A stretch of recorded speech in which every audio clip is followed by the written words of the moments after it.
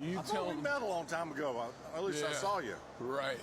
How you doing? When you By now, you've probably seen the clip I just stitched, or a few others that are supposed to be in the new 30 for 30 about the Jets' defensive line in the early 80s that was dubbed the New York Sack Exchange, which feature guys like Joe Glecko, Marty Long, Abdul Salam, and Martin Gastineau. And all the clips we've seen feature Mark Gastineau being upset that when Michael Strahan broke the single season sack record, quote unquote, Brett Favre took a dive to give him the record, and he's been holding on to this grudge against Brett Favre ever since. And then there's other clips about him not being in the Hall of Fame and why he isn't in the Hall of Fame and so on and so forth. I'm not going to speak on that. I don't have enough research to really say whether or not he should or shouldn't be, so we're going to skip that part for now. And I can understand if you were mad about how the record got broken. That can make sense. I get it. You know, Favre took a dive, whatever. That kind of sucks, but hey, it got broken by a really phenomenal player. Can't really be mad about that. But holding on to this grudge against Brett Favre for so long that it took you, 20 years to approach him to talk about this? Excuse me, more than 20 years at this point. So then the clip's going so viral and getting so much attention that Brett Favre felt he had to clear the air through a 8-tweet Twitter thread about all of this. Having to go on to say that back in 2002 when Michael Strahan sacked me at the end of a game that we had wrapped up, I was in no way trying to hurt Mark Gastineau.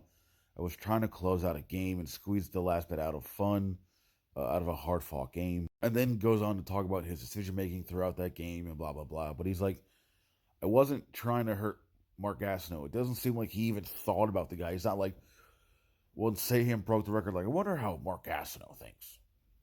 Like, you're playing a game. You're not worried about a record holder and his thoughts at the time. Like, that's not your concern. Your fucking concern is winning the goddamn game. And then later on makes a statement saying, I see now how being the Sack King would elevate his value at card shows, strengthen his case for the Hall of Fame, increase his demand as a public speaker. I had no way of knowing that then, which I don't know why you would. I realize now the potential financial implications because football is far more business-oriented than when me and Mark played. Okay, fair. And I'm not going to sit here and be like Brett Favre is a great guy for doing this because we know Brett Favre, shitty guy. We know what he's done. Not a great guy.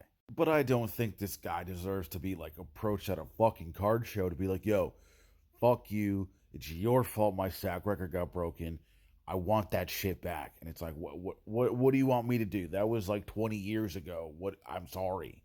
I do hope though that when this 30 for 30 does come out in a couple days, at least at the time of this recording, that it paints Mark in a better light because it just feels like an older player holding a grudge against someone for all these years for something that you can't change. It is what it is. Like, there's nothing we can do about this. And usually at times when guys hold grudges like that, it really just hurts them in the long run, just from what I've seen personally and so on and so forth, whether it's involving football or not.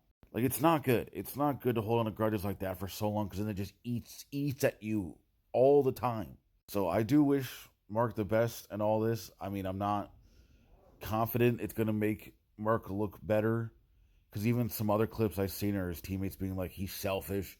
He didn't really care about much else but sacking the quarterback. So honestly, I don't know. I just feel I don't want this to be like a Mark bash fest because that's not what I'm trying to say. But like we've seen this a few other times where guys have grudges against former players and, during times where they played or various eras, so on and so forth.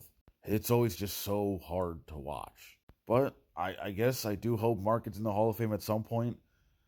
I don't know when that'll be because I don't think that's going to be this year with all the finalists they've already announced. But I guess at some point I hope he does. And if he doesn't, well, I don't know. I wish him the best, I guess.